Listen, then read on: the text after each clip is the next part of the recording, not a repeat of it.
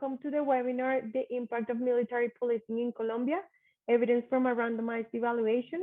My name is Ana Serrano. I'm a Policy Manager at Innovations for Poverty Action in Colombia, and I will be moderating this event today. So today's webinar is part of a webinar series on crime and violence in the Latin American and the Caribbean region, co-hosted by Innovations for Poverty Action, the Becker-Friedman Institute at the University of Chicago, and Princeton University.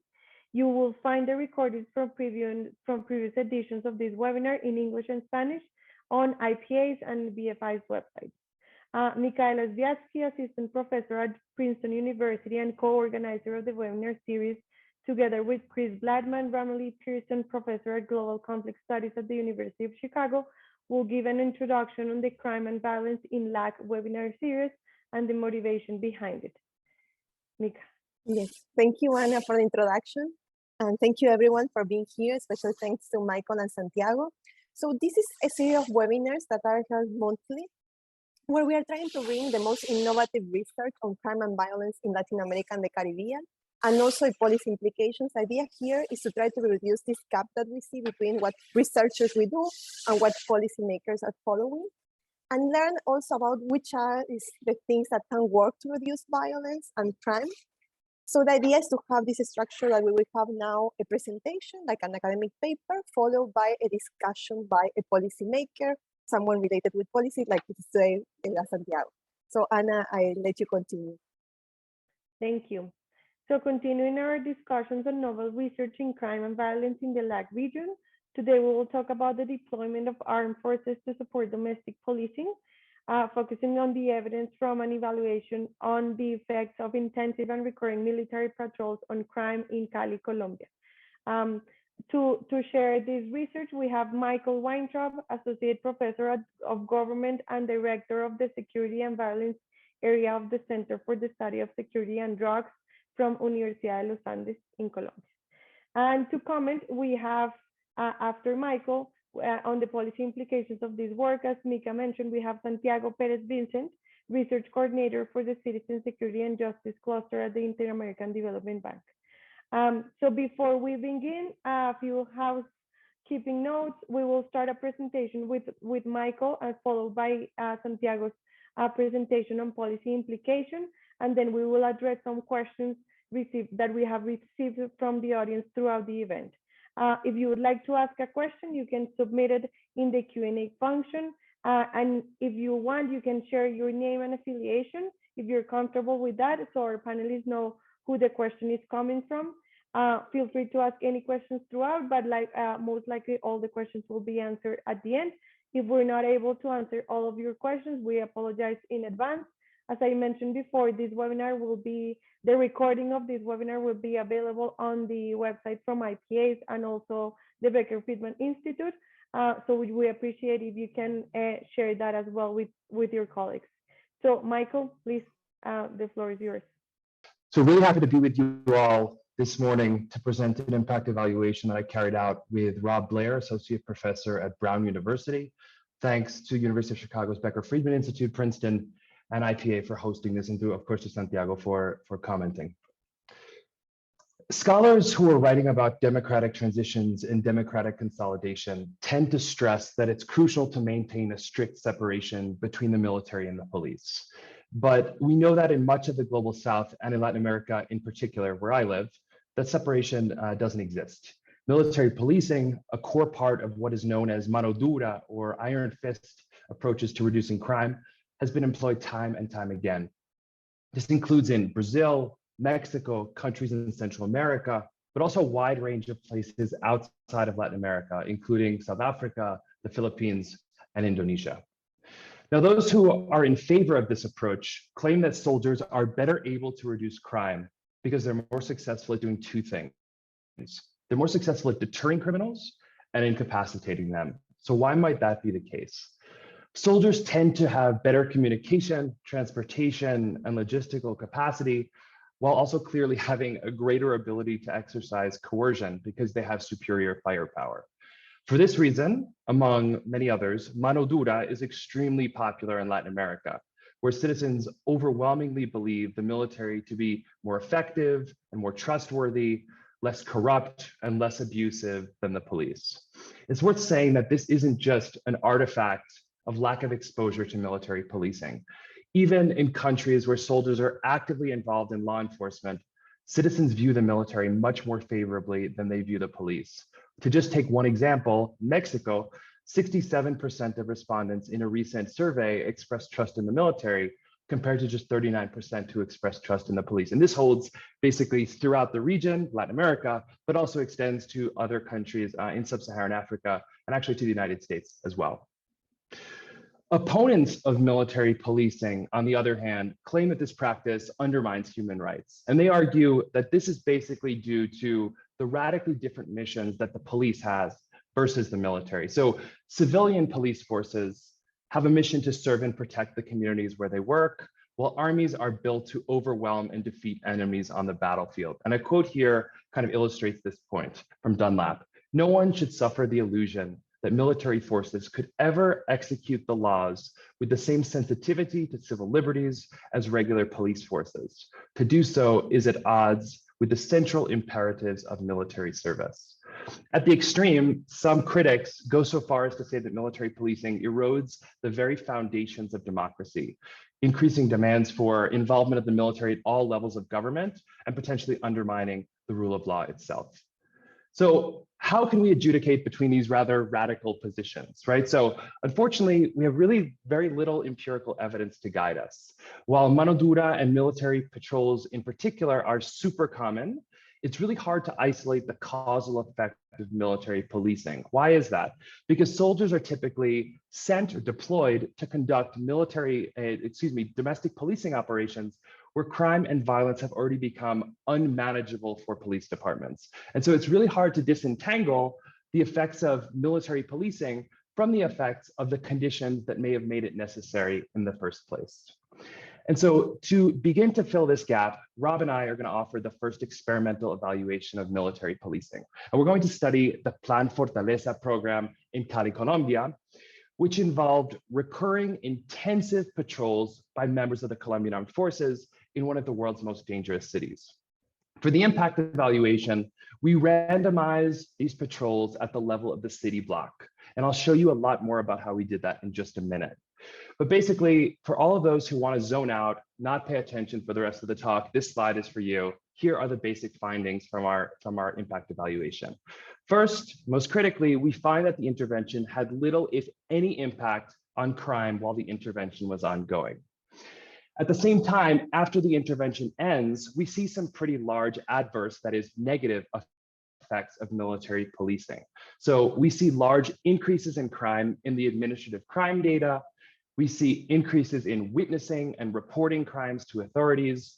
We see increases in intensity of police presence, and we see more arrests on treatment and spillover blocks.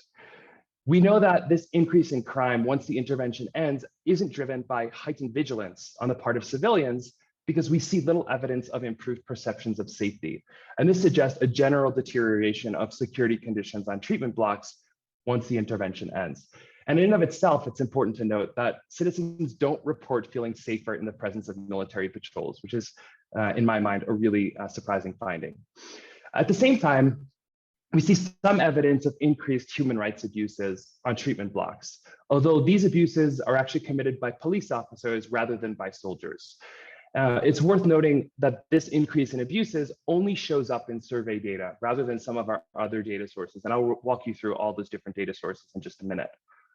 Interestingly, we find strong evidence that those citizens who are exposed to military patrols want more of them. And of course, this poses a puzzle as to why citizens continue to request an intervention that appears not to have had its intended effects. And we'll return to that at the end of my talk today. Okay, so let me tell you a little bit more about this intervention. So the mayor's office in Cali, Colombia, designated two comunas, the 18th and the 20th comunas, as violent crime hotspots. And within these two comunas, we have 30 separate neighborhoods. Patrols consisted of teams of 6 to 8 soldiers from special forces and military police. You can see a photo of some of them on this slide here, who patrolled every weekday night from 5 p.m. to midnight. All patrols were accompanied by civilian monitors that we hired through IPA, which I'll talk more about in just a minute. So what did these soldiers do when they were patrolling? They searched for drugs and weapons, they checked IDs, to check for outstanding warrants, they set up roadblocks, they talked with civilians about local threats to security, they detained criminal suspects until the police arrived, because the police are the ones who are constitutionally mandated to make arrests. And these randomized patrols were ongoing from the end of September to mid-November of 2019, when a national strike in Colombia interrupted things and we had to end our impact evaluation.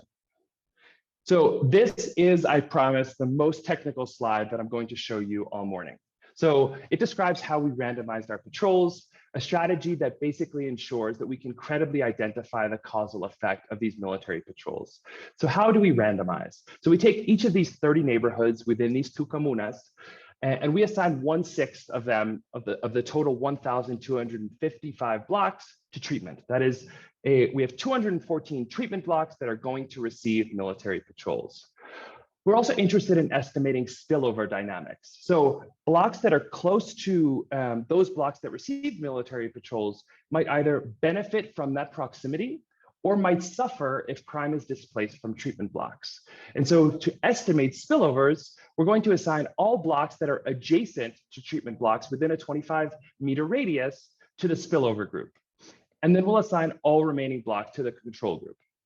Here you just get a sense for what the treatment schedule looks like. This is the kind of the easiest way to look at this and to think about this across the two comunas. Green dots here are going to represent treatment blocks that received this intensive recurring military policing. Yellow dots represent spillover blocks, and red dots represent control blocks. We know that patrols lasted approximately 8 minutes per block per night, which is less than the 30 minutes that we had originally hoped for. But this is due to the fact that most blocks are actually quite small, approximately 250 meters in perimeter, and due to the fact that we actually had many soldiers available per block per patrol. 6 to 8 soldiers patrolling a block that's only 250 meters in perimeter is actually a pretty good coverage. So to test the effects of these patrols, we'll rely on data from 6 sources, and I'm going to walk you through those sources right now. So first, we have georeferenced and time-stamped administrative crime data from the police, as well as some data from the Attorney General's office and the Coroner's office, Medicina Legal in Colombia. Second, we have human rights abuse data from the Attorney General's office, again, georeferenced and time-stamped. Third, we have GPS data from the civilian monitors that we hired to accompany all patrols. And this is my opportunity to tell you a little bit more about who these civilian monitors are and what they did for us. So we needed to maximize treatment compliance. It's a technical way of saying that we needed to make sure that patrols went to the blocks that they were assigned to. And we also wanted them to track human rights abuses as they occurred in real time, so that we could potentially shut down the impact evaluation if it became necessary. Our civilian monitors basically helped us to perform these 2 tasks. They used a specially designed app to guide patrols to their assigned treatment blocks, and to also discreetly record interactions between citizens and soldiers. These monitors always stayed in patrol trucks.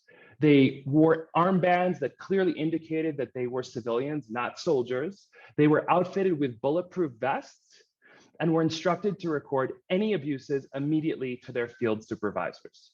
That's a little bit about those civilian monitors. I'm happy to answer more questions about them in the Q&A if you have them.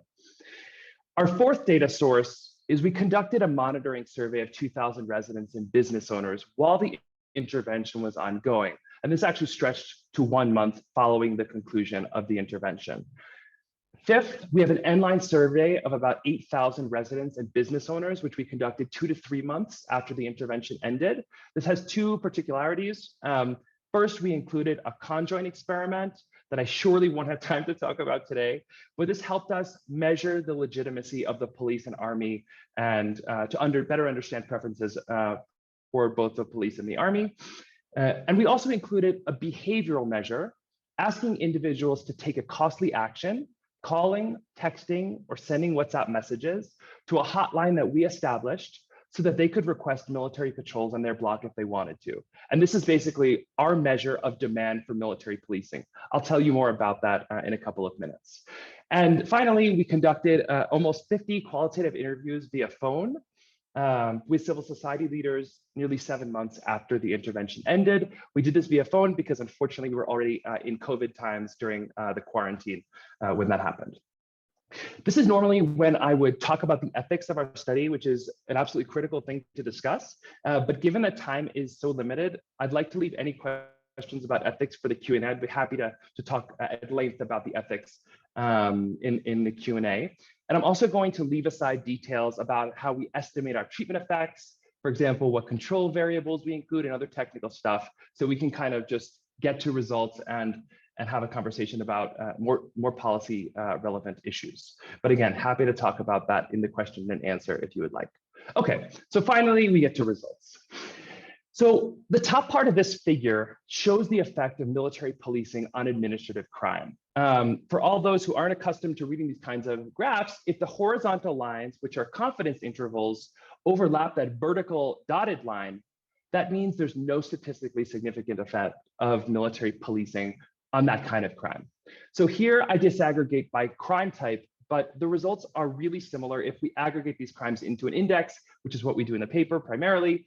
But the bottom line here is that we simply find no evidence that military patrols reduced crime while the intervention was ongoing. This, of course, is bad news for proponents of military policing. We do, however, find evidence of a statistically significant increase in crime after the intervention was complete. And that's what you'll see on the bottom panel of this figure here. When we use an unweighted index of crime, this is equivalent to increases of 93% for treatment blocks and 70% for spillover blocks relative to the control group mean. And as we can see here, these effects are driven in particular by an increase in armed robberies on treatment blocks and more weakly by an increase in thefts on spillover blocks. Let's take a look at crime witnessing in our end-line survey. When we use an aggregate index, we find that Plan Fortaleza increased reports of witnessing crimes by 0.15 standard deviations on treatment blocks and 0.19 standard deviations on spillover blocks. And on this slide and the next, we can see results, again, disaggregated by crime type. So we see increases, for example, once the intervention ended, in drug dealing, in drug consumption, in homicides, after the intervention ended on treatment blocks. And as we can see here, we can also see increases in auto theft, domestic violence, and particularly gang activity. The increases after the intervention, in other words, are quite consistent across different kinds of crime. In the paper, we show that end-line survey respondents on both treatment and spillover blocks were also more likely to report crimes to the police, another data point that, when taken together with the other results I've just told you about, all seems to point to an increase in crime due to the intervention once implementation ends. And this obviously raises the question, why might crime have increased on treatment blocks after the intervention ended? In the paper, we entertain and then ultimately rule out two explanations, and I'll tell you just very briefly what they are. So first, it might be the case that police officers abandoned treatment and spillover blocks, perhaps because they assumed that soldiers would permanently replace them. But we actually observe greater police presence on both treatment and spillover blocks after the treatment ends. So that's not a good explanation. A second potential explanation for this increase in crime on treatment blocks is that if military policing induced heightened vigilance among civilians, and the crimes that civilians witnessed and reported then became part of the city's administrative records, this could help explain why we observe an increase in crime in the data. But this too is inconsistent with our results. We don't find a correspondence between the types of crimes that residents witnessed, they're reporting in the end line, and the kinds of crime that appear in the city's administrative records. So this increase in crime, once the intervention ends, has to remain a puzzle for us, at least for now. As this figure makes clear, we find that military patrols didn't cause changes in perceptions of personal safety among the full sample of respondents in our end-line survey, meaning that military policing doesn't make people feel safer. Again, this was a surprising thing to me. We did purposefully sample business owners and ask them a series of questions about whether they had closed their business, changed their operating hours, hired private security guards, all for fear of crime. The third row of results in this figure at the bottom inverts that index, a safety index, such that Higher levels indicate business owners feeling safer. So we do see here that business owners on treatment blocks actually did feel safer than business owners on control blocks. So one possible explanation for these differences in results between ordinary citizens and business owners is that business owners may be more likely to be physically present during military patrols and potentially more likely to interact with soldiers themselves. Another potential explanation is that business owners are more sensitive to threats such as extortion, and therefore maybe more receptive to having their perceptions of safety affected positively by military patrols. But these are kind of speculative explanations. Let's turn to human rights abuses. Using the Attorney General's data on state security force abuses, together with data that we gathered from our civilian monitors on patrols, we find no increase in abuses by the military. Actually, the one abuse that did occur during the intervention in the Attorney General's data, which is represented on this map here with like the exploding red thing, wasn't related to the intervention at all. And I tracked that down, and I can be sure that that has absolutely nothing to do with our intervention. In our monitoring survey, however, we do see some suggestive evidence of increased abuse by soldiers on treatment blocks, although these effects are really small and only weakly statistically significant. Abuse by soldiers was just really rare. So just 10 out of more than 2,000 survey respondents reported either verbal or physical abuse by soldiers during our monitoring survey. And in many of these cases, both kinds of abuse, verbal and physical, occurred in the same incidents. And actually, all reports of military abuse were also accompanied by reports of police abuse. Additionally, some reports of military abuse were actually clustered by date and block, which suggests that there's a potential duplication of reports that's happening here. So those 10 reports may not actually capture 10 separate incidents. It's important to note that actually none of the 10 monitoring survey respondents who reported military abuse was surveyed while the intervention was ongoing. So it's probable that these events actually occurred after the intervention had already ended. We do find more robust evidence of increased abuse by the police due to treatment. So a little more than 3% of respondents reported at least one incident of physical or verbal abuse by the police on their block.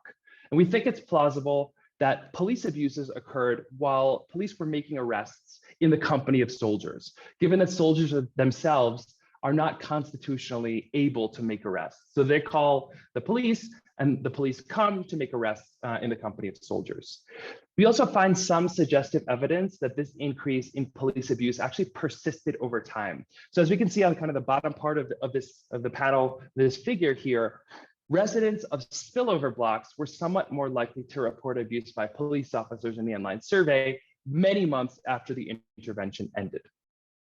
So let's just summarize for a second. So up to now, we've seen military policing doesn't reduce crime. Military policing doesn't make people feel safer. And military policing may increase some human rights abuses, although these tend to be committed by police officers and not soldiers.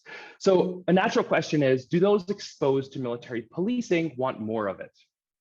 To get a demand for military policing, we're going to use a behavioral measure. So we're going to give respondents a flyer containing the phone number of a hotline that they can text or call if they want to request military patrols on their block. I'm just showing you right now what that flyer looks like in Spanish. We then compare the number of calls received from treatment and spillover blocks to those received from individuals on control blocks. What do we find? Patrols did indeed increase demand for military policing. Compared to control blocks, the hotline received far more calls and texts requesting military patrols from individuals on treatment and spillover blocks. These effects are really large. So we're talking about increases of 200% for treatment blocks and 100% for spillover blocks over the control group mean. In other words, individuals exposed to military policing did indeed want more of it. So given that military policing has no effects on crime, no effects on perceptions of safety, may even increase crime once the intervention ends, why do citizens want more of it? Why do they demand more of it? This is a big puzzle, I think, for public policy and for academic studies in military policing. We explore a couple of different explanations in the paper, although I'll admit that this remains a bit of a puzzle, and Rob and I are working on new projects to kind of try to answer this more directly. So I'm going to entertain some potential explanations.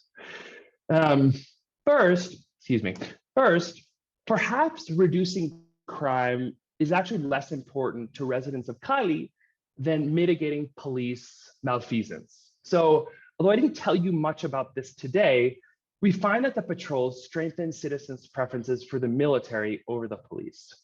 We also know that the treatment tended to exacerbate abuses by police officers.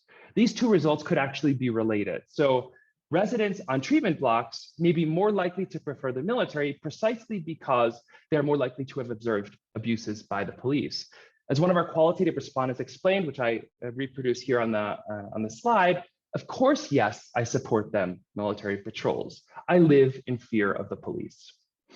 Another potential explanation is that citizens who have witnessed soldiers patrolling firsthand may be more likely to incorrectly believe that military patrols reduce crime. In our qualitative interviews, multiple respondents indicated their support for military patrols based on the belief that heightened military presence has improved security in their neighborhoods. The quote on the bottom portion of this slide captures at least one dimension of that sentiment, right? Here in Cali, young people have lots of respect for soldiers. The police, they don't respect. The young slackers on the street listened to the military, end quote. In our monitoring survey, respondents frequently requested military patrols in unsolicited comments made to enumerators once data collection was complete. So at the end of the survey, enumerators asked respondents if they wanted to say anything else about any topic.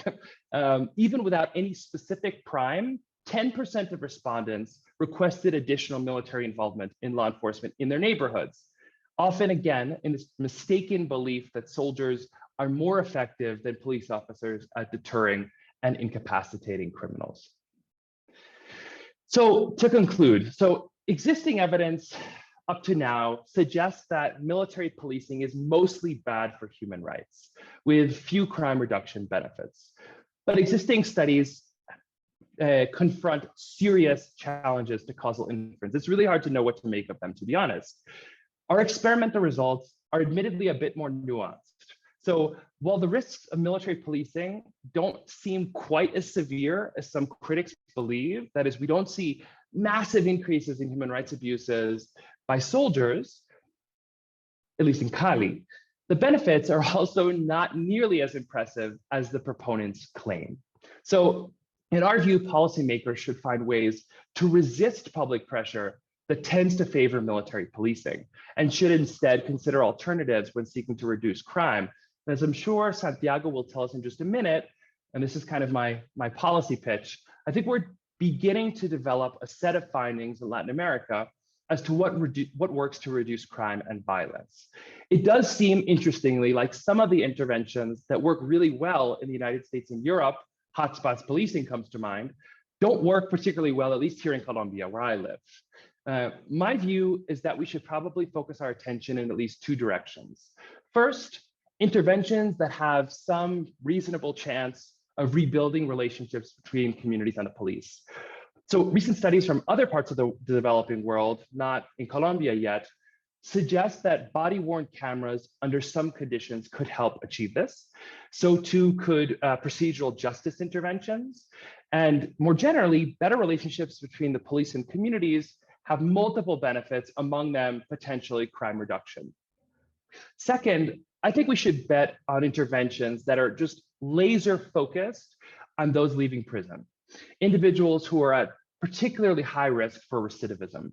So here it's likely that DNA databases would reduce recidivism in Latin America, as Jennifer Doliak's work has shown. These programs require that those in prison provide a DNA sample to law enforcement, and this creates a digital fingerprint like string of numbers that's then compared with DNA samples from crime scenes. And if those in prison know they can easily be identified as the individual committing a crime in the future, they will refrain from committing crimes once they're released from prison. We should also stop incarcerating those committing relatively minor nonviolent crimes. because we know that those who are incarcerated for minor offenses tend to be recruited into criminal gangs while in prison, and therefore have a really high probability of engaging in crime post-release. And finally, a proper and well-funded electric monitoring program as an alternative to incarceration would also probably be a good option for Colombia and the region as well. Again, these are just some potential public policy options, but I think the bottom line from our study is that military policing doesn't reduce crime, and if anything, has adverse consequences that should probably encourage policymakers to choose a different and frankly more evidence-based path. And so with that, I will cede my time. Thanks so much for your attention. Thanks for being here.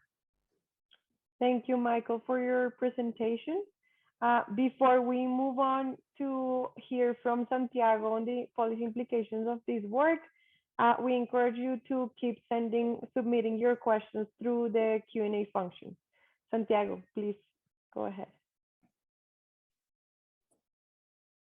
Hi, thanks. So can you listen to me? Okay, yeah, thanks. Yes, we so can. I'm sorry I do not have slides, but I try to be as organized as possible when doing my comments. First, thanks for the invitation. So I work at the IDB Citizen Security and Justice Cluster. What we do is to support governments in the region, in Latin America and the Caribbean, to try to improve their policies, their citizen security and justice policies with the aim of reducing crime and violence. And certainly when doing that and to do it effectively, we need evidence. No? So we try to support, to base our recommendations and our work on the available evidence. And so thanks for the invitation and thanks for doing this job. And when I want to thank, so my second point is to thank all the parties involved. So the funders, the authors, and maybe most importantly, the institutions that were involved. So it's a huge challenge for institutions to open up themselves, to be open to evaluation. It's not the usual thing. And so I think that just saying a big thank you, if there's anyone related to those institutions among here, I think it's a great thing. As ourselves, we always try to push, and we have a mandate that in our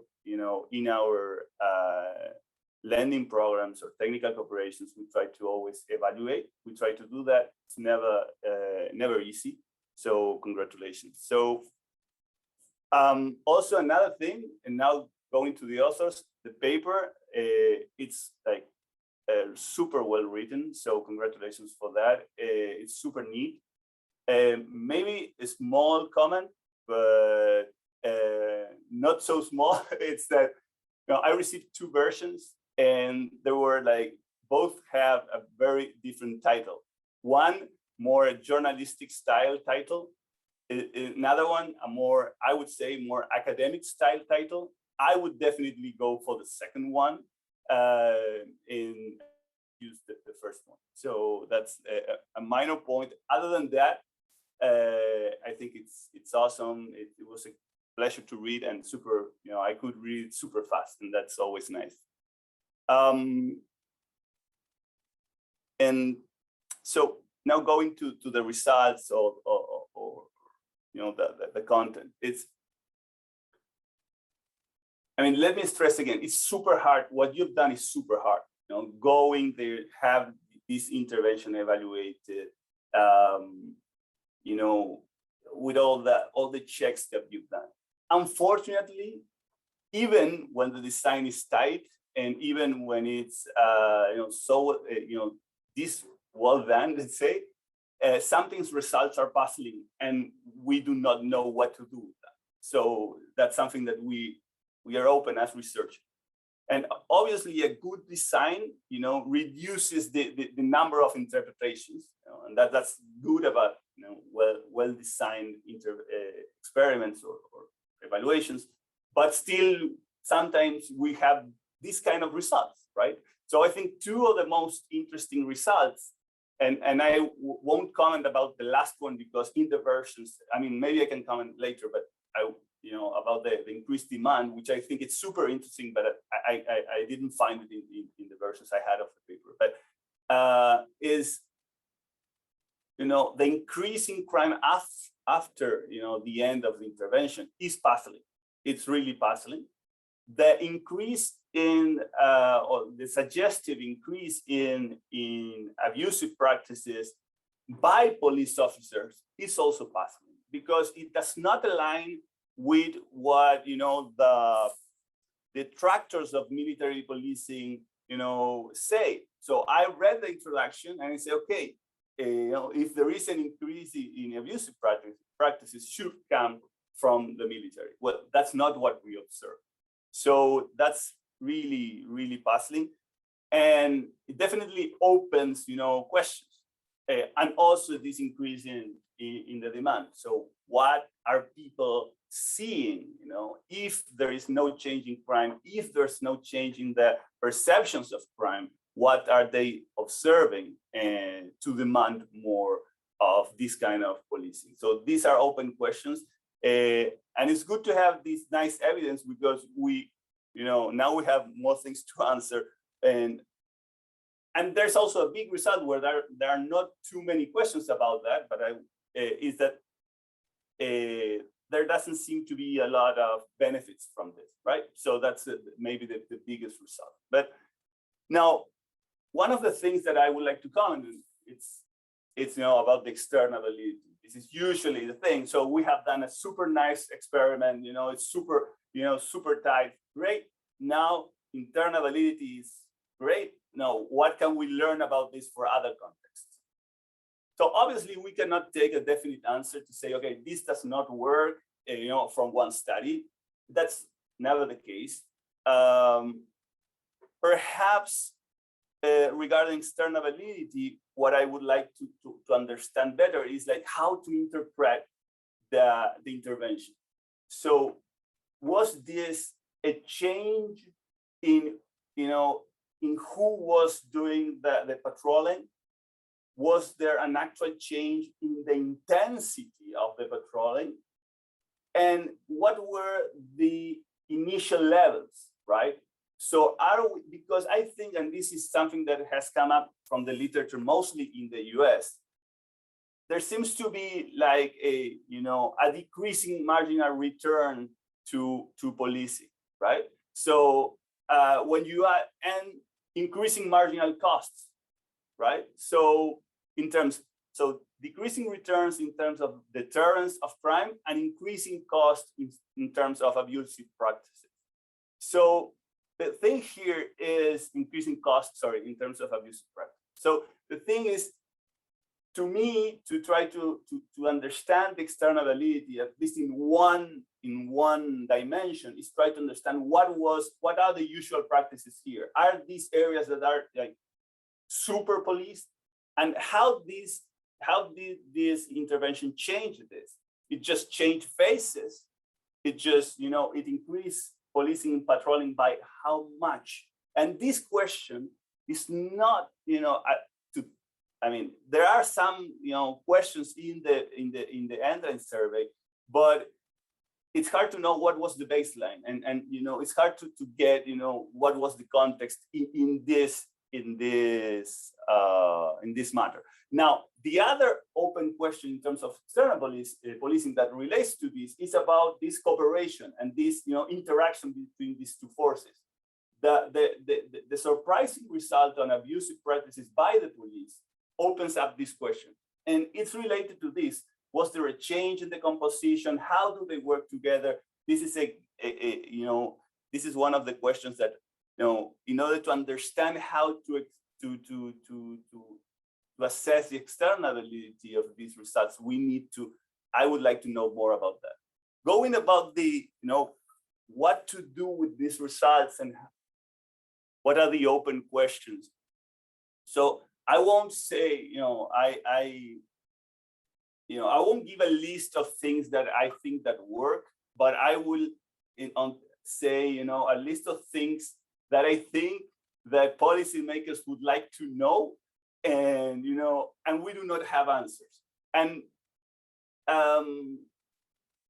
I think that there are some short-term policies, and when I say short-term, I speak in economist way of thinking of this.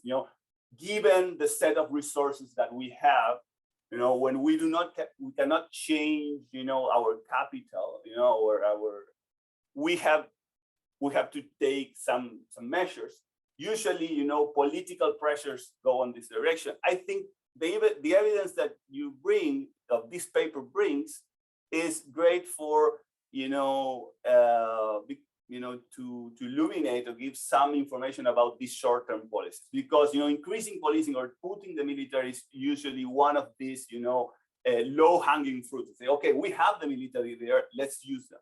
But I would like to have a shift in terms of the generation of evidence from interventions towards institutional processes.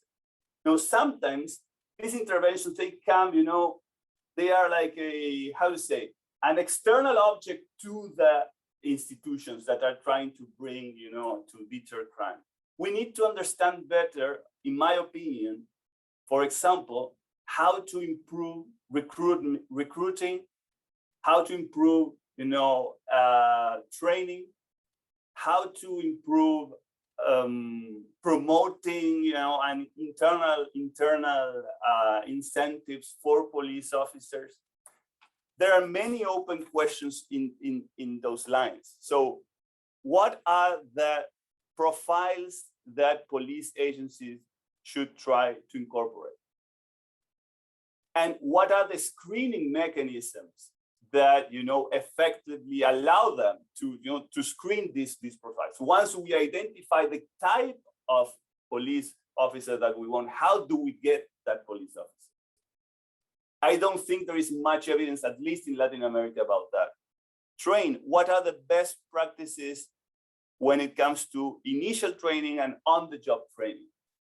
Basic question, how long should this training be? What are the main topics that this training should include or not?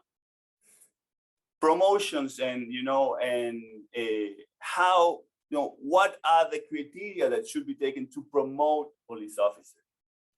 And what are in other words, what are the incentives, and how to generate an incentive mechanism to try to attain a more effective and legitimate police agency? When it comes to welfare programs, how to retain, the good ones. Okay, so I think that, in short, we need to. We need to continue evaluating interventions, because there is a dearth of evidence, and we need that. But it would be great to start doing steps toward going through interventions to examining these institutional processes that they are more sustainable in a way, and in my opinion, they will bring more. They will be more effective in reducing crime and violence in the medium to long term. So that's my comment. Thank you, Santiago, for your intervention. We will start now covering the questions that were submitted through the Q&A function. So Michael, something that you touched on earlier in your presentation was the question related to the ethical implications of human rights participants in this RCT. So this is one of the questions that has come up in the chat. So I know, please go ahead. Yeah, so first of all, thanks so much to Santiago for the comments, and I will respond to a couple of them in just a minute. Let me briefly talk about the ethics. So first, it's important to say that military policing predated our impact evaluation of it and would have occurred whether we evaluated it or not. That's not an off-ramp. That doesn't acquit us from taking extreme measures to ensure the safety of those who were involved in the study, and we did just that. So let me tell you a little bit about that. So first, we needed to protect residents, right? So we used the Attorney General's data, on security force abuses and firsthand observations from our civilian monitors to document and report any claims of abuses from civilians. And that's actually, that's the reason why we had the civilian monitors, which could potentially introduce some problems of external validity, as Santiago said, to our study. But we felt like it was so important to make sure that no individuals were being harmed as a result of our intervention, that we decided to embed these civilian monitors in all the patrols. At the same time, we established lines of direct communication between the monitors, the field supervisors, civilian leaders who oversee the police and military actions in the field. I already mentioned that how we protected the ride-along monitors with the armbands, the bulletproof vests. We also only recruited monitors who didn't live in our study communities, our study comunas, just in case criminals might have been able to identify them because they were naturally could have been seen to be collaborating with the army. And we also consulted multiple sources, local civil society leaders, among others, to identify blocks that might be too dangerous to survey, which we ultimately dropped from the survey sample. We also made sure that all data collection, so when we did the monitoring survey and we did the end-line survey, we made sure that all data collection ended by noon every day to give enumerators enough time to get out of these communities before dark. And we had like this crazy complicated contingency planning. Like if A happened, then we had to do 1, 2, 3, and 4, and 5 things. If B happened, then we had to do the other things. So we took really seriously this idea of human rights violations, in multiple dimensions, against citizens, against ride-along monitors. And I think ultimately the fact that we didn't have any adverse problems with human rights abuses while the intervention was ongoing is kind of a testament to how careful we were on that front. Ana, should I respond to things that Santiago said, or do we want to collect more questions, or how do you prefer? What do you prefer we do? Yeah, I think go ahead and respond to Santiago. I think those okay, cool. left open. Yeah, so Santiago, thanks so much for these comments. I think just to clarify, so there actually are 2 papers.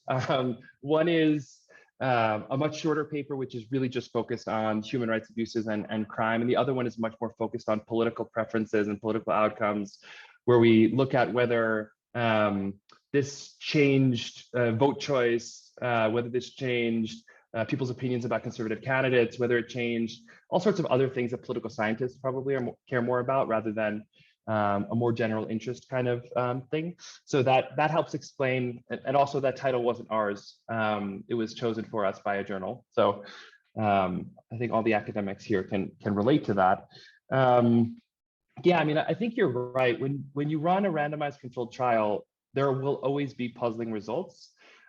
We do our best to try to think through the whole collection, the whole body of evidence that we have to try to resolve some of those puzzles, but clearly we aren't able to fully resolve all of them. And so, as I mentioned, like we're thinking about follow-up studies that would allow us, for example, to understand some of the things that you flagged as potential puzzles.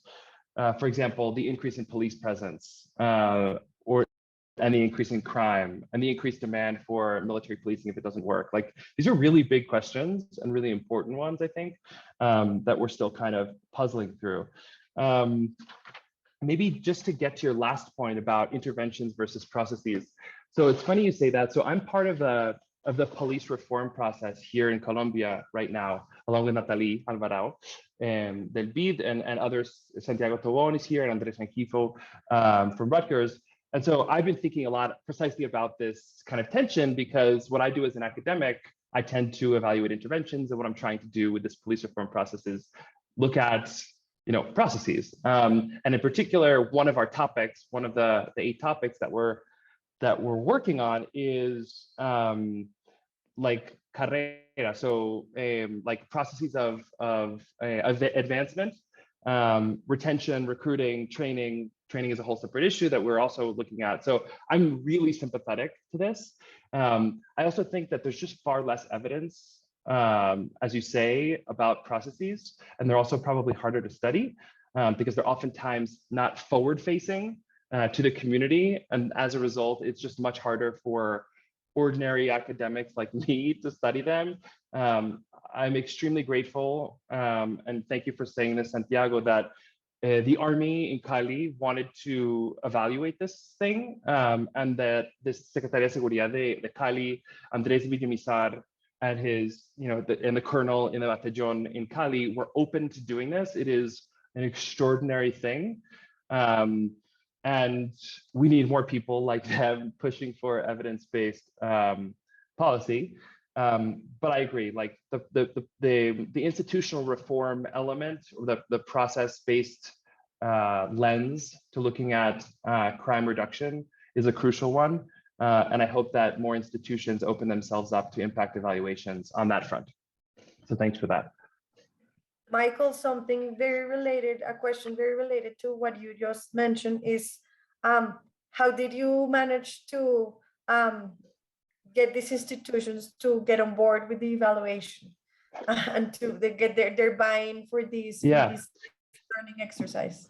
So in some ways, I feel like the stars were aligned. So I traveled to Cali, I think early in 2019, and I sat down with Andrés Villamizar, who is a person who he actually almost has a PhD. He is all but dissertation from Rand in the United States. And he is very much focused on the evidence. And he wanted to understand if what they were doing in Cali was working. I mean, he had kind of lots of intuitions about what was working and what wasn't. And I sat down in his office and I said, these are 5 things that I want to know. Here are some designs that would help us understand them. Some are randomized, some are not, some are quasi-experimental.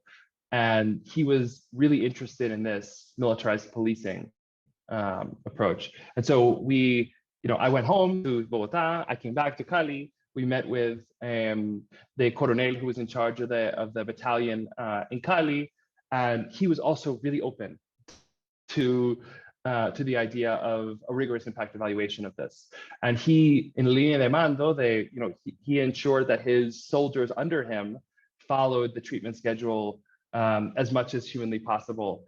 And even when there were moments when I doubted the treatment schedule, he said to me, Michael, you can't change the methodology in the middle of the study, which was just like so beautiful to me, because he's somebody who respected the process, respected the methodology. So to kind of summarize, I just think we got extremely lucky with our interlocutors with whom we were talking, that they wanted to know if what they were doing was going to have an effect or not.